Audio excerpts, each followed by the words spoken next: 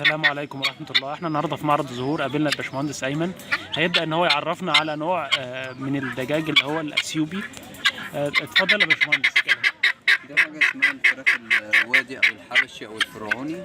الفراخ ديت من الفراخ اللي بتتحمل الظروف البيئية بتاعتنا المصرية وأي ظروف بصراحة، لأن هي اللي هي أصلا بتعيش في الجبل وبتعيش في يعني تتحمل درجة الحرارة مثلا زي الخليج كده يا باشمهندس؟ تتحمل فوق وتحت درجة الحرارة العالية ودرجة الحرارة الواطية، بس أهم حاجة ما يكونش فيها ستريس، يعني ما يكونش فيها درجة الحرارة من عالي الواطي أو من واطي لعالي مرة واحدة. تمام. يعني لازم يكون في تدرج أو أقلمة شوية. بالظبط.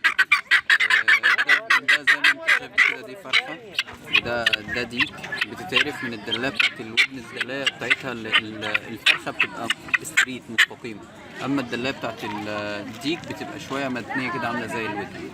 تمام. طب السعر بتاعهم ده عامل كام يا فندم؟ دولت الجوز عامل 900 جنيه. تمام.